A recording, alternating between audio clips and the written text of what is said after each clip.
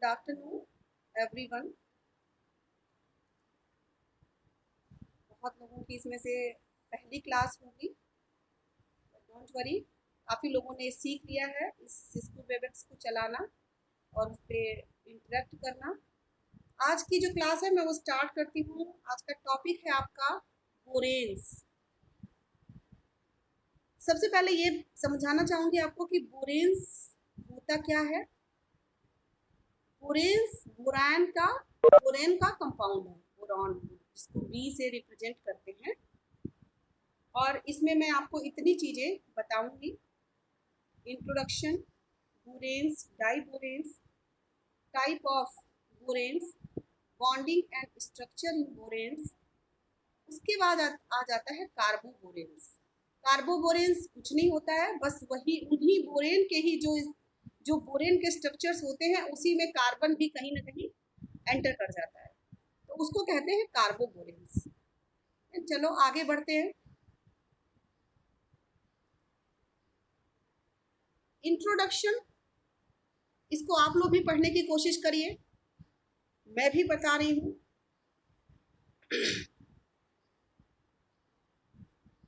The binary compounds of boron and hydrogen are called boranes।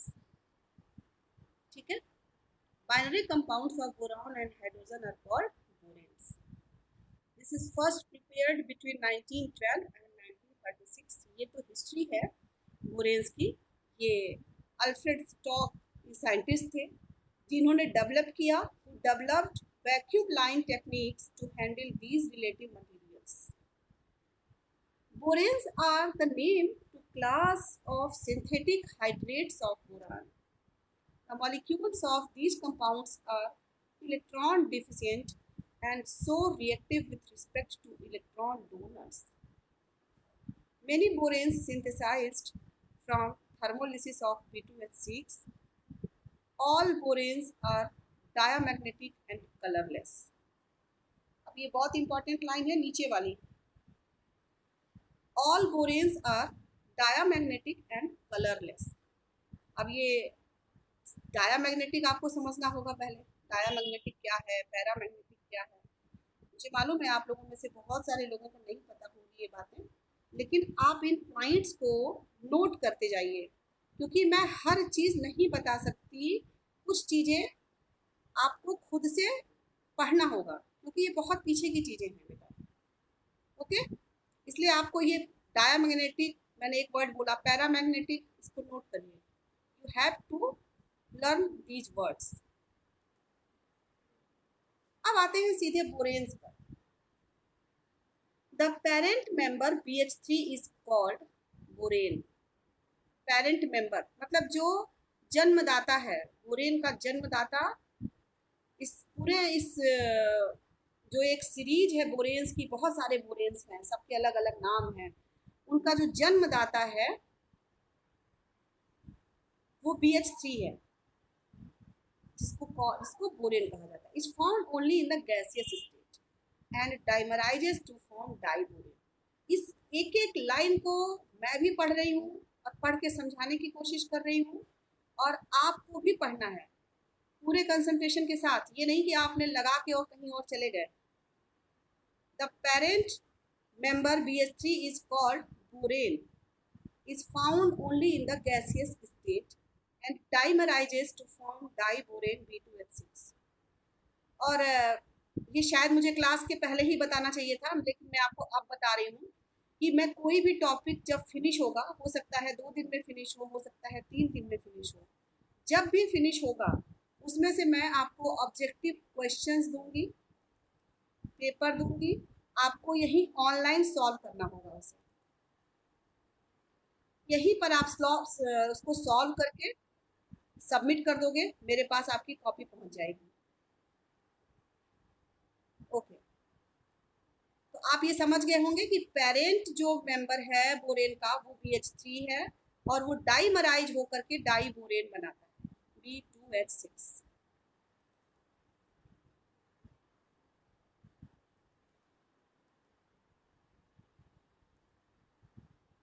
Okay, general formula of बोरेन्स is BXH। General formula क्या होता है borane का? BXHY। अब ये X और Y नंबर हैं, कुछ भी हो सकता है। जैसे यहाँ 2 है X की जगह और Y की जगह X।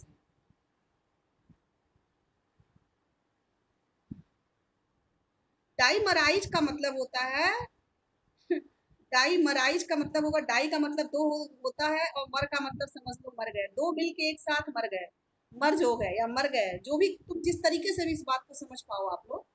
डाइमराइज, दो एक साथ मिल गए तो डाई, उसको डाइमर बोलते हैं। जब अगर तीन एक साथ मिल गए तो ट्राइमर बोलते हैं। ओके, तो दो BH3 मॉलिक्यूल मिल करके BH3, तो यहाँ B2H6 हो गया, ठीक, दो गुना हो गया। The most important boranes are diborane, pentaborane and decaborane.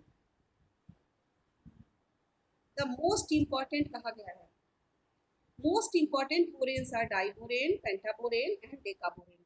मतलब 2, 5, 10, 2, 5, 10 बोरॉन के जो मॉलिक्यूल्स हैं बोरेन्स के, वो मोस्ट इंपॉर्टेंट हैं। अब उनके मोस्ट इंपॉर्टेंट होने का रीजन भी होगा, ऐसा नहीं कि वो कोई भी चीज की इंपॉर्टेंस होती है तो उसकी वैल्यू होती है तभी उसको इंपॉर्टेंट कहा जाता है, वो आप आगे देखिएगा। Boranes are all colourless and diamagnetic and some are pyrophoric. ये भी वर्ड नोट करिए आप, पैरोफोरिक।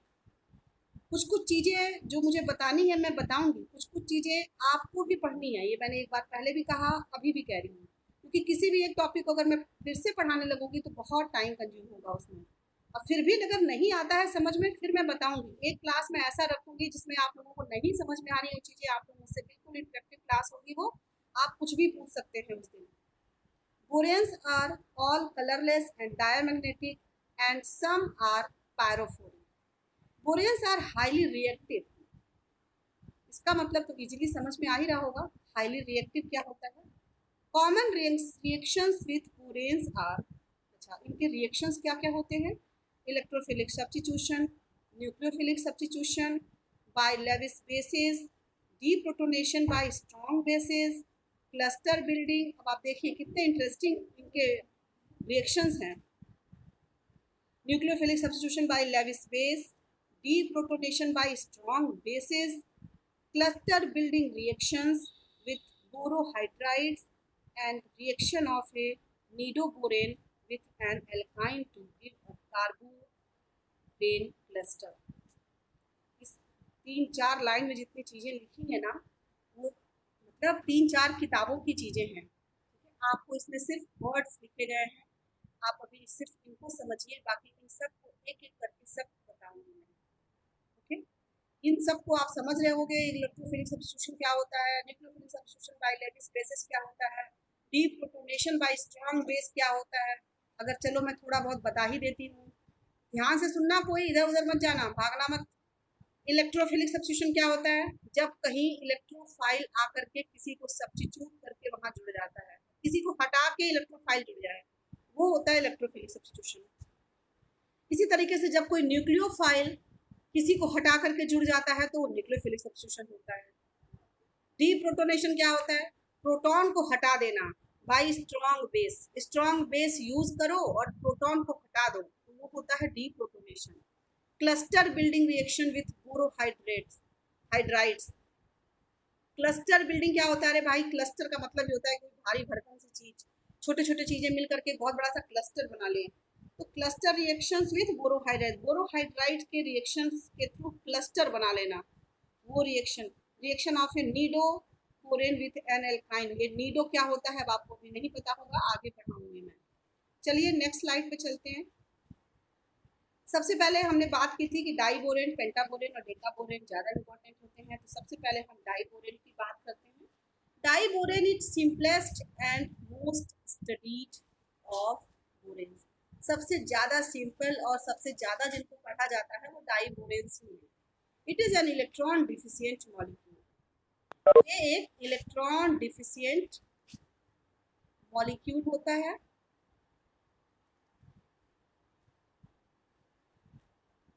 It has less number of valence electrons then the number required to form all the electron pair bond in the structure 2 hydrogen bridge are present. अब the model determined by MOT theory.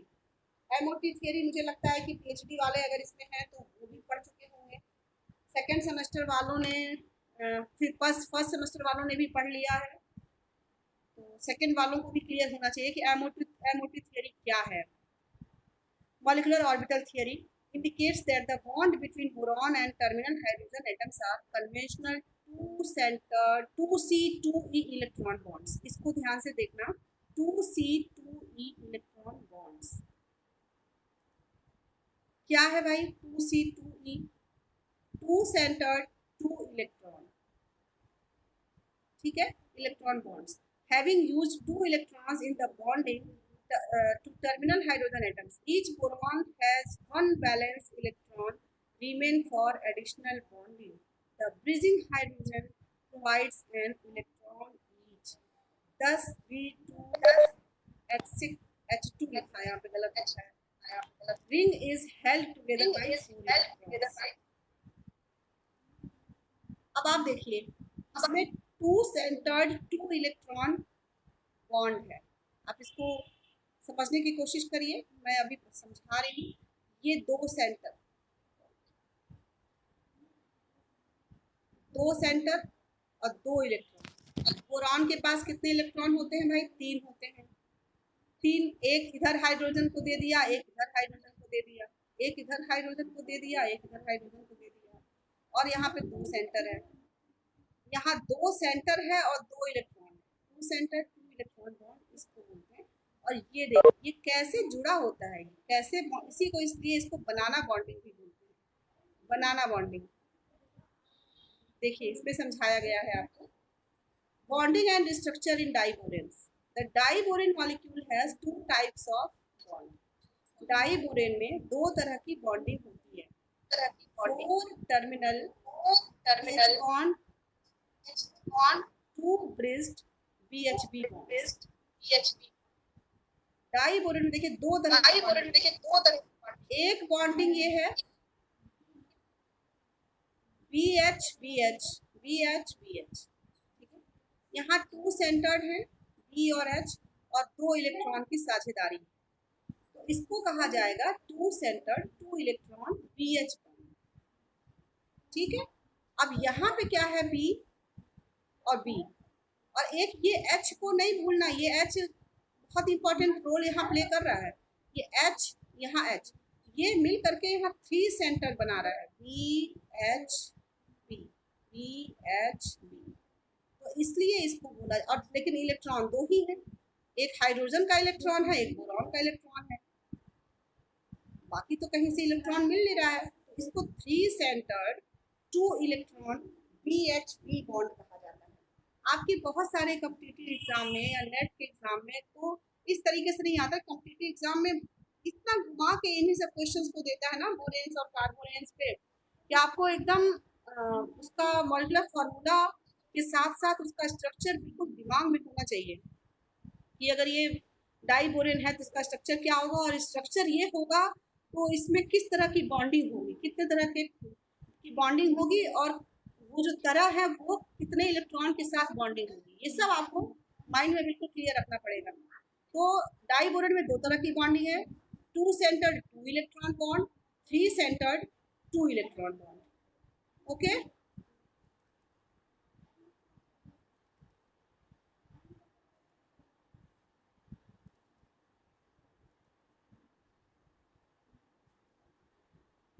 Four terminal 2 centred 2 electron bonds. अब इन सबको अलग अलग बताया गया है, जो मैंने अभी बता दिया, आपको एक्सप्लेन कर दिया. 4 2 सेंटर्ड 2 इलेक्ट्रॉन बॉन्ड होते हैं और 2 3 सेंटर्ड 2 इलेक्ट्रॉन बॉन्ड होते हैं. ये एक बॉन्ड इधर हो गया, एक बॉन्ड इधर हो गया, तो 2 बॉन्ड इस तरह के हो गए और 4 बॉन्ड इस तरह के हो गए. Okay, it is also called as banana bond. ये भी मैंने आपको बता दिया, इसको बनाना बॉन्ड कहते हैं क्योंकि ये बनाने की तरह से दिखता है. बोला पानी, हाँ काम होता है. बोला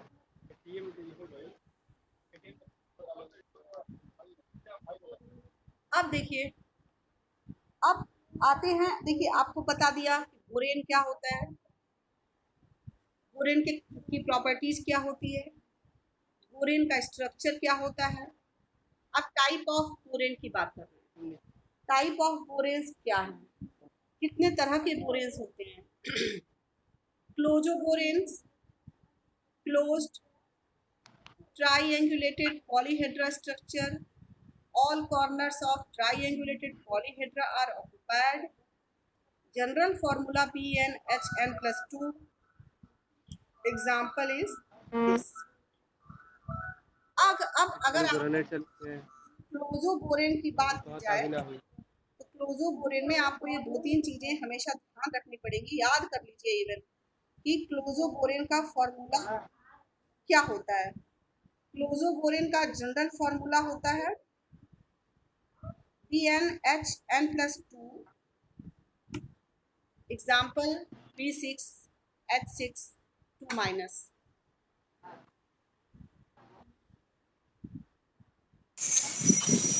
आप इस स्ट्रक्चर को देखिए, क्लोज, कितना क्लोज स्ट्रक्चर है ये, ट्राइएंगुलेटेड। ट्राइएंगुलेटेड का मतलब क्या होता है, एक बोरान, एक जो बोरॉन है वो एक बोरॉन से इधर जुड़ा है, एक बोरॉन से इधर जुड़ा है, एक बोरॉन से इधर जुड़ा है, मतलब एक बोरॉन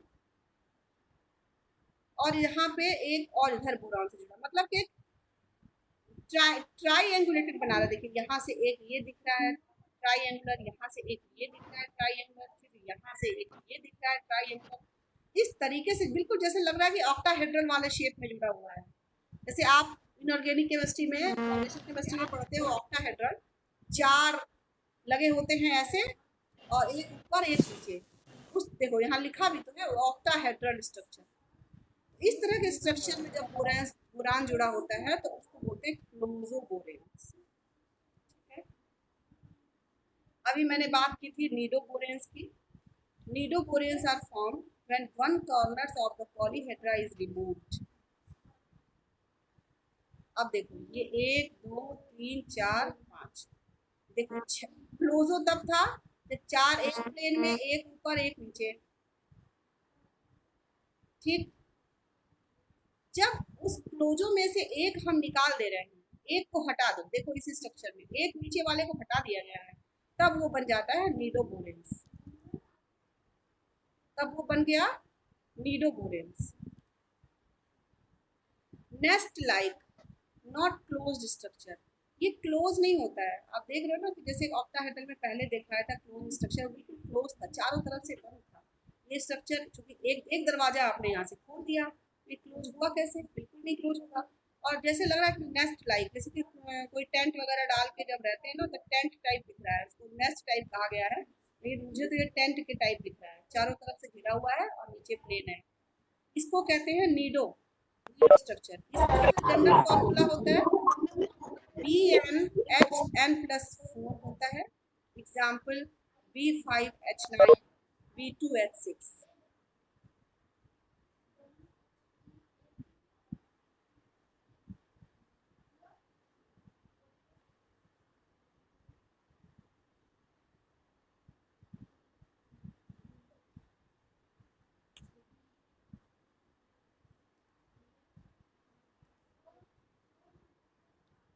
एक स्ट्रक्चर होता है ऑर्गेनोबोरेन्स। These boranes are formed when two corners of the polyhedra is removed. ये वो बोरेन्स होते हैं जब पॉलीहेड्रा, मतलब कि क्लोजो की बात कर रहे हैं जो ऑक्टाहेड्रल शेप में था, उनमें से दो कॉर्नर को निकाल दिया जाए, दो कॉर्नर को निकाल दिया जाए, मतलब कि चार रह जाए, चार बोरान रह जाता है जब, तो उसको कहते हैं ऑर्गेनोबोरेन। इनका स्ट्रक्चर आप देखिए इस तरीके से दिखता है, इस तरीके से हो जाता है structure, web like non closed polyhedra structure, जाल की तरह दिखता है और ये क्लोज्ड नहीं होता है। इसका जनरल फॉर्मूला होता है BnHn plus 6 B4H10, 4 में 6 जोड़ दिया गया तो H की संख्या बढ़ जाती है और बोरॉन की संख्या से 10 ज़्यादा। अब आप क्लोजो, नीडो और ऑर्गेनो, तीनों को एक साथ सोच के देखें। क्लोजो में क्या था, BnHn+2, ठीक है। मतलब अगर n की संख्या b के लिए अगर 2 है तो उसकी 4 होनी चाहिए। B2H4 अगर होगा तब वो आपका क्लोजो होगा, ठीक। अगर 4 है Bn की संख्या तो 6 होना चाहिए, मतलब 2 जोड़ के होना चाहिए। इसी तरीके से नीडो की बात करते हैं जब, तो नीडो में 4 का अंतर होता है और ऑर्गेनो में 6 का अंतर होता है। उसमें +2, इसमें +4 और इसमें +6।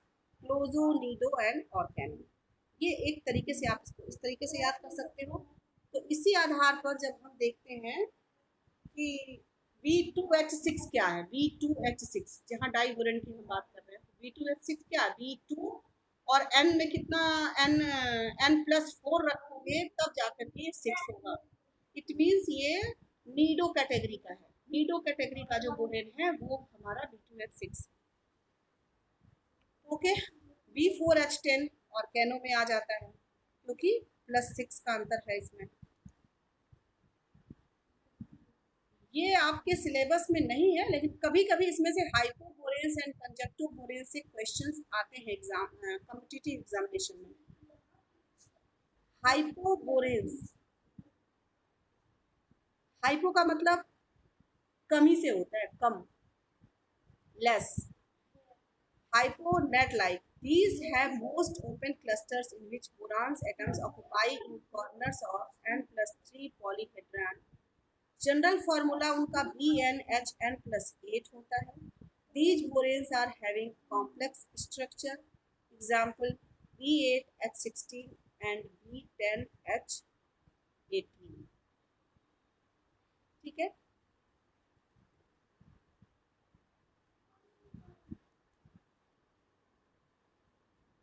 ओके, एक्चुअली सिस्को वेबएक्स की जो हमारी ये वो है वो 5 मिनट में बंद हो जाएगी।